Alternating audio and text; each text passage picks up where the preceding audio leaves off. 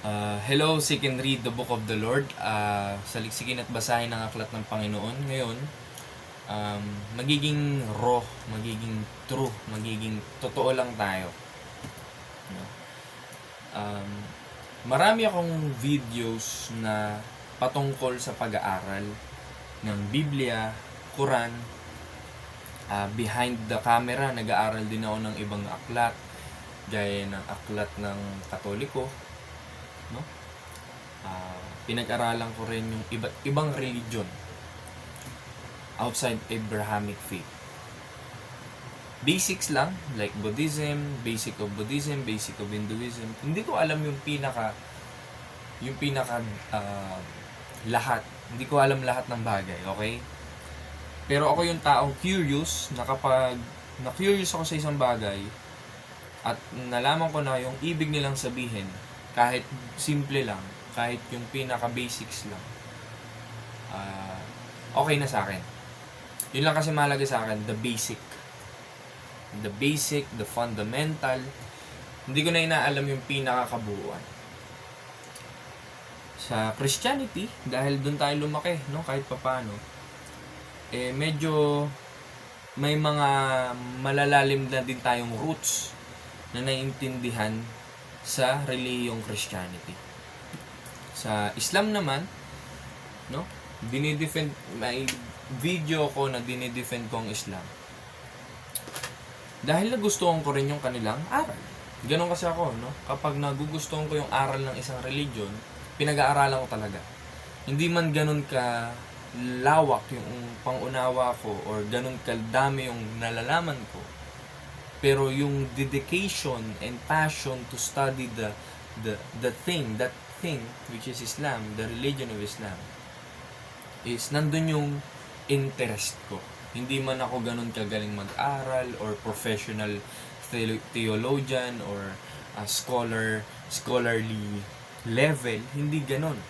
Pero nandun yung isip ko na agaw pansin siya. Kaya sa Islam, meron akong video na maraming tao ang nagko-comment or maraming tao ang hindi agree, no?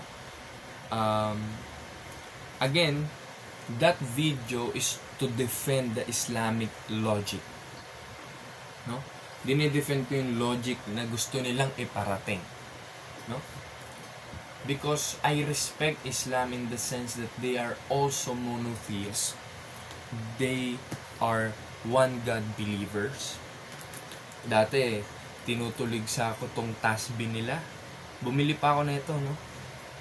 Pero ang ibig sabihin lang nito is their devotion to the one and only true God in their tradition, in their belief. Tasbih is the 33 beads na nagsasabi ng Subhanallah, Alhamdulillah, Allahu Akbar, to say that they are glorifying God without any intermediary. No, yun yung nagustuhan ko sa Islam. And of course, meron din tayong mga, although dinefend ko ang logic nila when it comes to other things, to other beliefs, about food prohibition, about polygyny, about political and authority and in leadership and so on and so forth, and about the hadith, about the things that people are bashing or attacking Islam, and they are using scriptures, Quran and hadith to prove that Islam is wrong. And that's why I have made a video to say that they are there, and according to the perspective of Islam, this is what they will tell us. That's why I made that video. But it doesn't mean I am correct.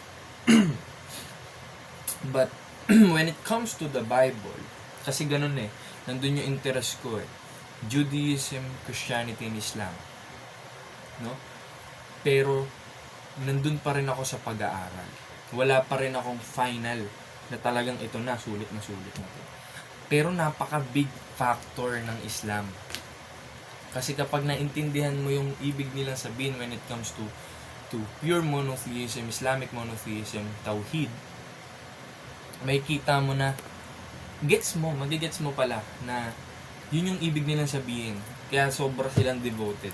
Bumili ako ng prayer mat, bumili ako ng kufi, no?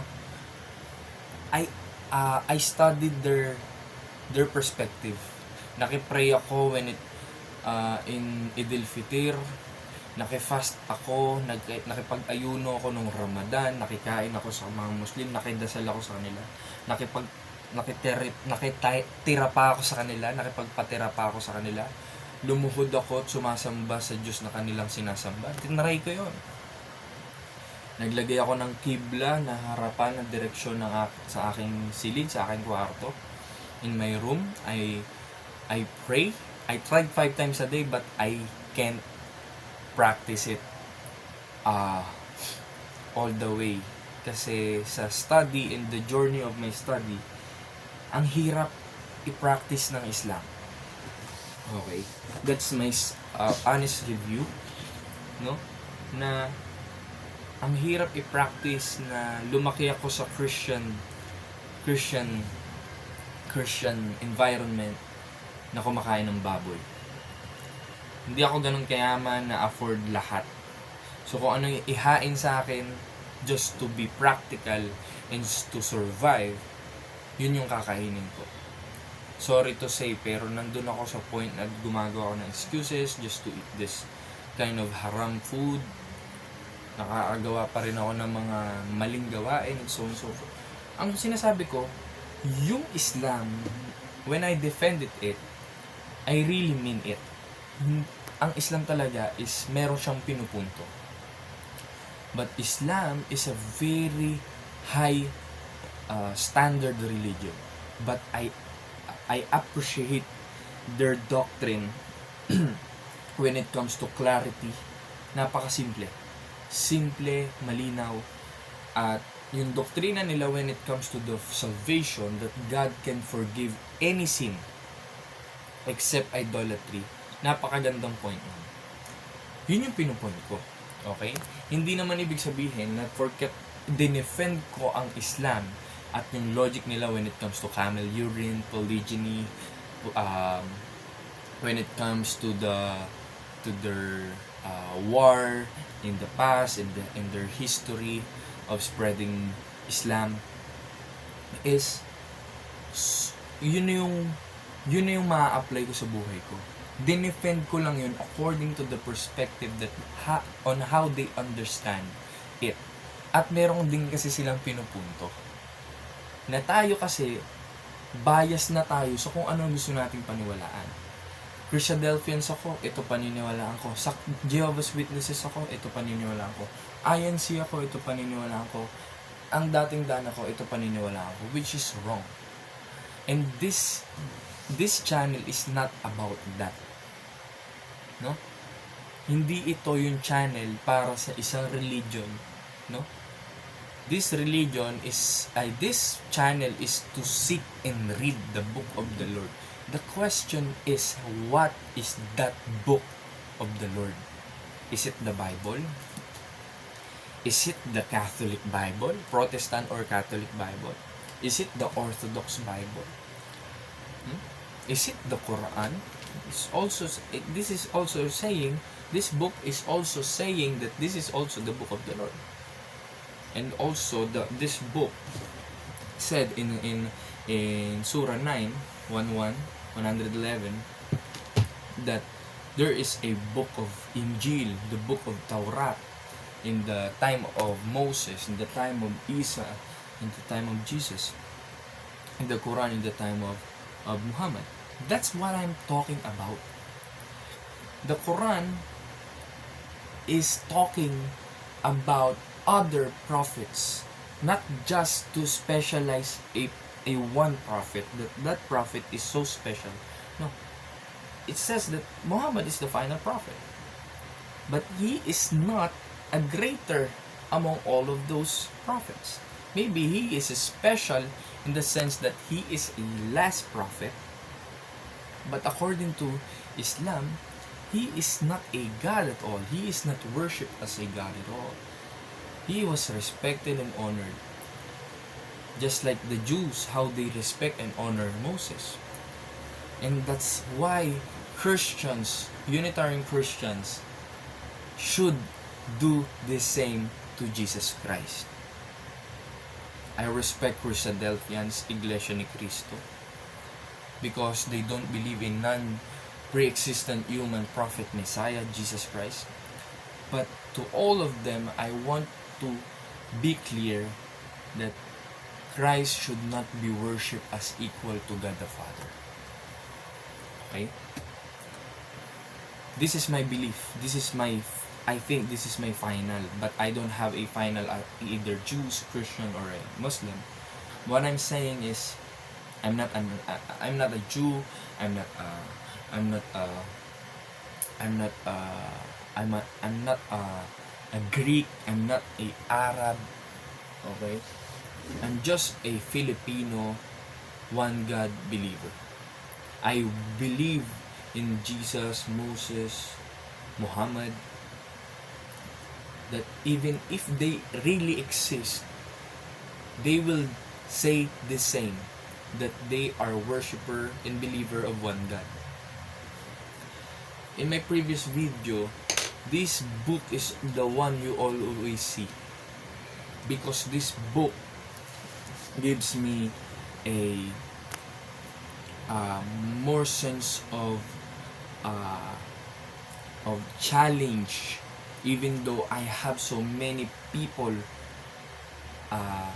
against or disagree on what I'm talking about, especially on the pre-existence of Jesus Christ.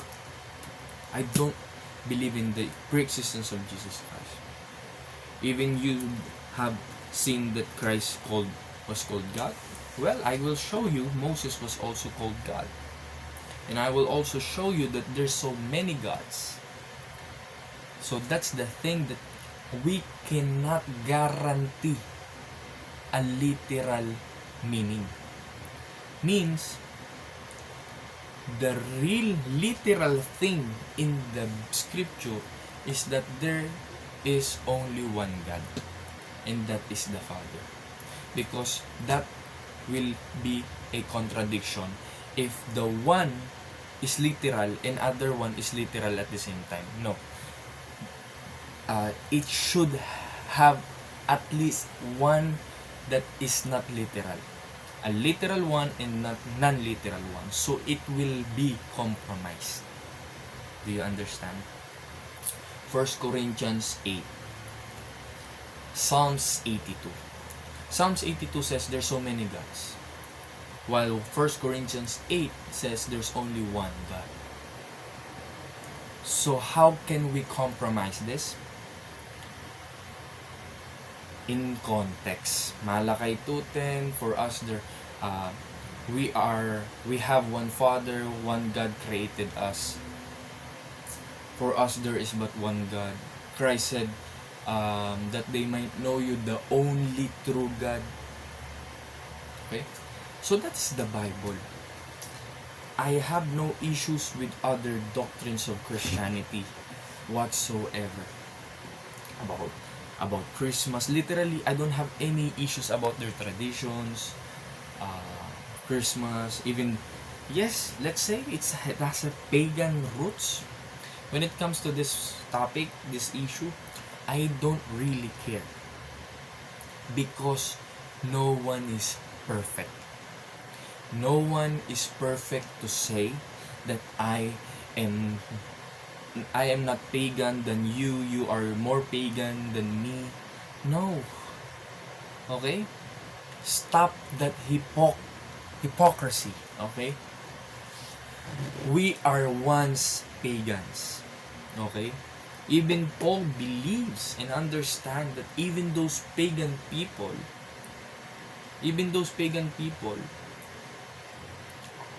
correct me if I'm wrong, but even Paul believes that even those people who are having a pagan roots can be saved, can be repented.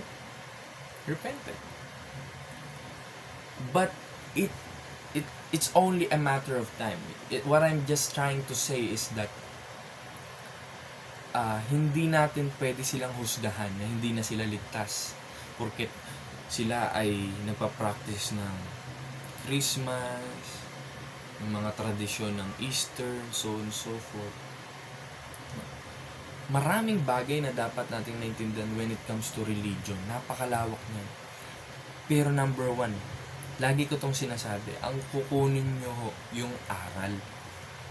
Bakit ba gumagawa? Bakit ba nagki-Christmas? Bakit ba sila nag-i-Easter? Bakit ba sila nag-New Year? Maraming pagans tradition nagalo-halo na. May mga Chinese tradition, may mga feng shui. Marami ng mga bagay-bagay. Yun yung na-appreciate ko sa Islam. Kaya, sa Islam, dito mo talaga maintindihan mo bakit wala talagang Pasko. Because of Tawhid. Pag nagpakalalim ka kasi talaga sa Tawhid, doon mo marirealize na you don't need any of all those traditions. You just need to worship on God. And I understand why sometimes Muslims are being extreme. And I understand why when I study Tawhid. Because of their devotion to God. Naging extreme na sila. Naakala natin mali, pero sa kanila yun ang tama. Yun ang dahilan kung ba't di tayo nagkakaintindihan. Hindi natin maintindihan yung mga Muslim kasi Kristiyano tayo. Hindi natin maintindihan ang mga Kristiyano kasi Muslim tayo. Naintindihan? No? Ganon din sa mga Christadelphians. When I talk to Christadelphians, maliligtas ba ang mga Muslim? Ang sagot nila, hindi. Hindi sila bubuhayin muli. Wala na sa kanilang resurrection. I don't know with other Christadelphians, but that certain Christadelphian who I've talked to is one of the most closest to mine na marunong siya sa Biblia. Nakikinig at natututo ako sa kanya. But when he said that, na hindi maliligtas, na walang kaligtasan sa mga Christadelphians, then I start to think, I'm a little bit skeptical na, okay, pero meron silang aral na si Constantine ay yung tinutukoy na Michael sa Revelation 12. I don't know with other Christadelphians, pero meron silang ganong input na medyo weird. Pero again, Christadelphians, I'm not saying that they are perfect. Yes, they are not perfect, but I understood why they did say and why they believe such things. At pumunta rin ako sa kanilang conclusion and perspective. At naintindihan ko ba't nila nasabi yun. And I highly respect them. Christadelphians, about those things, naintindihan ko sila doon, and I consider them. I can be a Christadelphian anytime when I want. But the rule is the core. Sino yung sinasamba mo? When I talk to them, iba-iba rin sagot nila. Sinasamba ko ang Diyos sa pamamagitan ni Jesus. So, ang tanong ko, follow-up question is, do you worship Jesus as well? The answer, yes. Because it's for the glory of the Father. Okay, I understand. But still, even though we are Unitarians, some Unitarians worship Christ still. And we are worshiping two, not one. The most important thing about monotheism is that you are worshiping one God alone. You are not worshiping other. Yes, there's a respect and honor. Okay? Just like David in Chronicles 29:20, that he was worshipped alongside with the Lord, the Father God. David was worshipped as a king by the children of Israel. But when you understand the context, David was not worshipped equal to God the Father. He was honored and respected by the children of Israel. So what does it mean? It just means that even the word worship doesn't mean worship equal to the God, which is the Creator. Sometimes, we need to understand the whole context, that the only one who is worthy of worship, even in the Bible and the Quran, is God, the Creator. Okay? Even in Revelation 5, Revelation 4, if you compare how the angels in heaven honor and respect the Lamb, which is Jesus Christ in the Bible, but in 4:11, they worship God in the throne as what? As the creator of heavens and the earth. Okay? So that's what I'm talking about. My belief now is I'm a monotheist. I believe in one God. Father means originator. Okay? Sustainer. That's the meaning of father. It doesn't mean he is a man or a male. It's just an authoritative ruler, leader, and that is God, the Father. In Islam, the same thing. Allah means Al-Ilah, the one, the God, the one and only true God. That's why I respect those two. I respect Christadelphians in Iglesia ni Cristo. I respect Islam. That's my point of view. When it comes to the Catholic, I respect the Catholic. Okay? I respect the Catholic, but I don't believe in the Trinity. I respect their belief in Christmas and Easter. I respect almost the way they venerate the saints. I appreciate the modesty and the solemnity of their practices and their traditions, or even the Orthodox Church. But I don't believe in the Trinity. And my only suggestion is that if you're a Catholic, you can stay Catholic.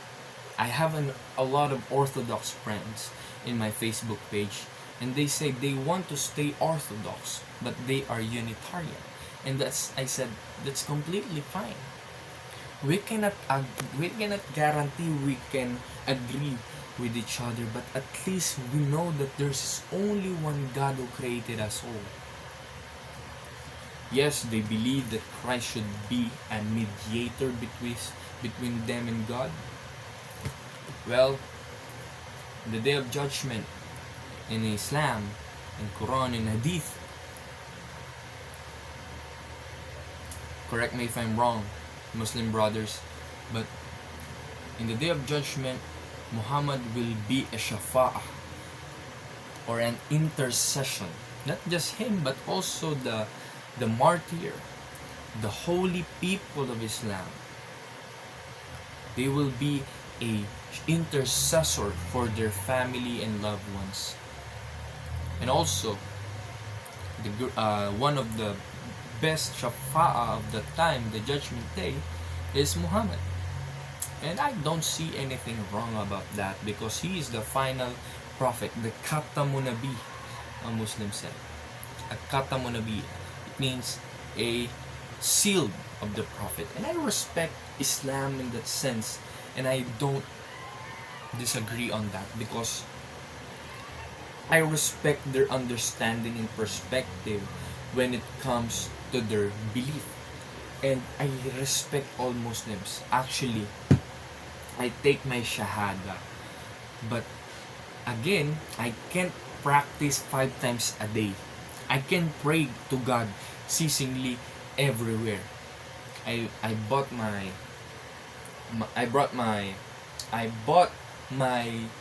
prayer mat. I have a kufi just like a juice, like to be godly, respect the tradition, and preserve the original.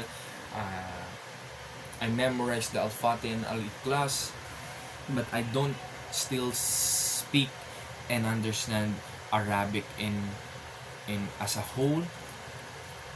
No, I respect all monotheists, all one God believer, not a Greek mysticist, Trinitarian three plurality of person of God. I don't believe on that. Even Binitarian.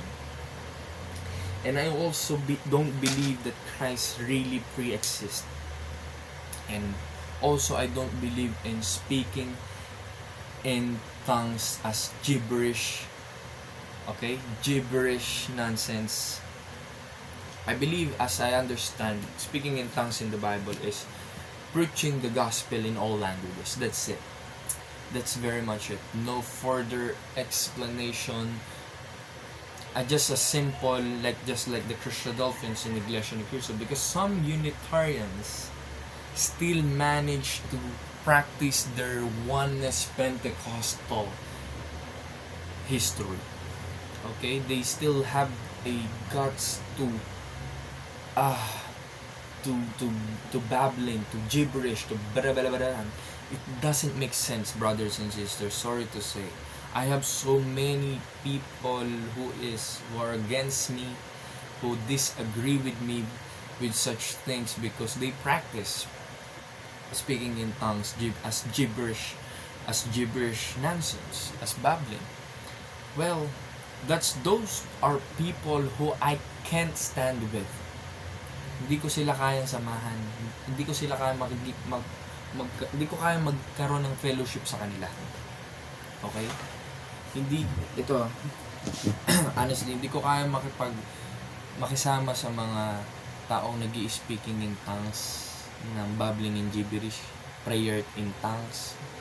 I believe tama yung ginagawa ng Christadelphia ng Iglesia ni Cristo na nagpipreach sila sa iba't ibang lingwahe. Yun ang speaking in tongues para sa akin. Literally and biasly talaga. Ayoko talaga ng nagmumukhang baliw. Sorry to say, pero ganun ganun yung dating. Marami kasing nagkiklaim na nasa kanila Holy Spirit porket nag-i-speaking in tongues sila. It doesn't make sense. One is Pentecostal, Trinitarian who is also Pentecostal, Unitarian na parang Pentecostal. Walang pinagkaiba, parehas sila ng practices. But in fairness to the Christadelphians in Iglesia ni Cristo and also the Islam, the Muslims, they are just using scripture. Okay? Not to offend all those who reads like the MCGI, Jehovah's Witnesses, but again, that is the second part. I don't believe in the pre-existence of Jesus Christ, even though He is subordinate to the Father. Even you are Arians, no. I more respect those Ebionites who don't believe in virgin conception, and some of them are vegetarian. I have a more respect to Ebionites than the Arians, honestly saying, because Ebionites don't believe whatsoever in the pre-existence. They believe in adoptionism. But that's the point. Okay? Ebionites, Christadelphians, Iglesia ni Cristo. I have respect to the Jehovah's Witnesses because they believe in one God, Jehovah, but they believe that Jesus is an angel, Michael, archangel, and that doesn't make sense for me. I don't believe literally that Jesus Christ literally pre-existed. No, He wasn't. Okay? That's why Iglesia ni Cristo, even you say that it is a cultic movement. I don't care. Even it's a dynasty of Manalos, of family of generations, I don't care. They are right when it comes to the one God. They call their father Ama, Abba, Father. That's it. That's how simple they was. They think of it. And the Christadelphians worship in hymns. The women, their ladies have their veils. It's very solemn. It's very Unitarian Christian Orthodox. When I say Unitarian Christian Orthodox, it's very solemn, traditional, classic. They don't believe in liberalism, same-sex marriage, no of that. It's just a simple, classic, no charismatic thing. no speaking, babbling, gibberish nonsense. They just believe in pure monotheism. But in Iglesia ni Cristo, they worship Christ as a human being. I don't see it as perfect monotheism, but at least they are monotheists in their understanding. Same thing on Christadelphians, and some Christadelphians don't worship Christ. They just respect and honor Jesus Christ. They worship God the Father alone. In worship, in songs, and in so on and so forth. But in fairness to the Islam, to the Muslim, even though I can't practice all of their practices, but as far as I understand, I pray to the God that they worship, that they pray to. Because the God of Christadelphians, the God of Iglesia ni Cristo, the God of Ebionites, the God of the Jews, the God of the Muslim is the same thing. How can I say this? Even though they have differences in beliefs, they have wars and disagreements, they have diversities of doctrines, theologies, philosophies. The point is that there is a God who looked down onto us, those people who are created by His own hands. And God understands everything we feel. And that's what I'm talking about. That it's okay to be not to be okay. Okay? Because in this my little confession, I have so many sleepless nights studying all of this stuff. I lost everything in control. I gone through a lot of temptations, sin, because of this because of this stuff of studying. Honestly, I came in the part of burning myself out. Not literally, but mentally, emotionally, almost spiritually. Because I don't know what is the truth anymore. Because some people claim that they are the truth. But the truth is a very big word to be claimed. It's a very big word. Sasabihin nila silang totoo, sasabihin nila silang totoo. Pero ano bang totoo? Na-realize ko ang totoo is Islam man, Christadelphians, Iglesia ni Cristo, Ebionites, katuklasan ko, ang tinuturo lang nila isa.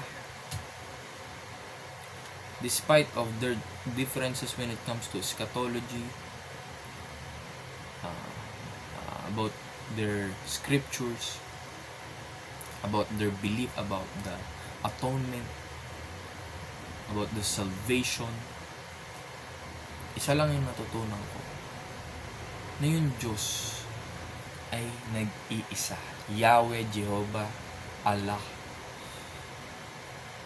Siya yung Ama, siya yung originator, siya yung creator. Siya yung lumikha. No?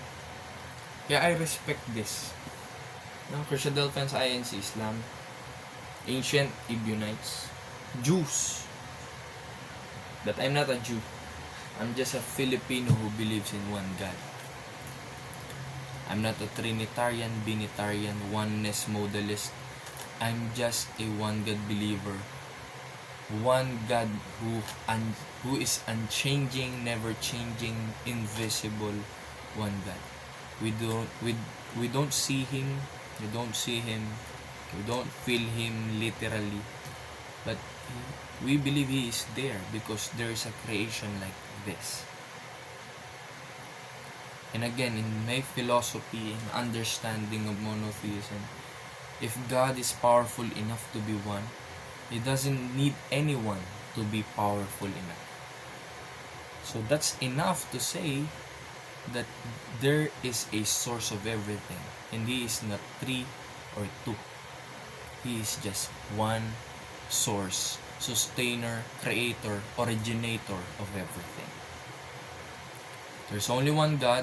For us, there's but only one God. La ilaha illallah. Walang ibang Diyos maliban sa nag-iisang Diyos. Lahat ng relihiyon ay uuwi. Lahat ng tao ay uuwi sa nag-iisang Diyos. Siya lang ang kailangan natin. Yun yung natuklasan ko sa Sikindri. No? Kung babalik ka sa pinakaumpisa, doon ka lang mapupunta sa iisang Diyos. Iisang Diyos. One God. Thank you for watching, and I hope you understand the purpose of this channel, this video, and even my agenda. To seek and read not just the book of the Lord, but the Lord Himself. Hindi tayo perfecto, walang perfecto. Lahat ng to hindi perfect. But isa lang natuklasan ko, yung iisang Diyos na yun, gusto niyang mabuhay ka. Mamuhay ka sa paraang gusto mo, pero sa paraang maglilid sa Kanya. Sa paraang siya ang end game, siya ang ending mo. So mas maganda, umpisahan natin mag-focus na lang sa Kanya. Kasi nandun yung lead nandun yung, kumbaga nandun yung halal way, halal path. Nandun yung tamang landas. Paano? Magbasa. Seek and read. Kahit Isaiah 34:16 pa yan, kahit nasa Quran pa yan, no? Sa Quran 96 ba yun? Yung sabi ni Angel Gabriel kay Muhammad na read, no? Basahin mo. Sabi niya, no? Sabi dito, no? Read, sabi sa 96. Read in the name of your Lord who created man from a clot of blood. Read, your Lord is the most bountiful one, who taught by the pen, taught man what he did not know. Yet man behaves arrogantly because he thinks himself self-sufficient. Truly, all will return to your Lord. Have you seen one who prevents a worshipper from praying? Do you think he is rightly guided or enjoins true piety? Do you see how he has denied the truth and turned away from it? Does he not know that Allah observes all things? Let him beware if he does not desist. We will drag him by the forelock, his lying, sinful forelock. Then let him call his associates, where we shall summon the guards of hell. No, indeed, do not obey him, but prostrate yourself and come closer to Allah. Galing, no? Sabi sa 97, we sent it, the Quran, down on the night of destiny. And what will make you comprehend what the night of destiny is? The night of destiny is better than 1,000 months. On that night, the angels and the Spirit come down by the permission of their Lord with His decrees. For all matters, it is all peace till the break of dawn. Yun yung point, no? Islam, Christianity, Judaism. Isa lang ang point. Sumamba tayo sa isang Diyos. Yun yung natuklasan ko. Kakaaral ko, ano ba totoo dyan? Na-realize ko, lahat totoo na maglilid sa Diyos. Hindi to universalism, ha? Iba yung universalism kasi sa universalism, kahit Trinitarian ka, kahit atheist ka, welcome ka. No, dito iba. Unitarian talaga. No? Orthodox. Ika nga. Na talagang one God. Talagang yung classic doctrine of Unitarian na meron ng Islam, INC, and Christadelphians and Ebionites. No? So yun, nandito ako sa belief na kaya kong gamitin ang Biblia to to prove Unitarianism. Kaya kong i-prove lalo na, syempre, Quran. Unitarianism, monotheism. Even Catholic Bible, kaya nating patunayan na monotheism. There's only one God, brothers and sisters. Seek and read the book of the Lord, and the truth shall set you free. Peace be upon you.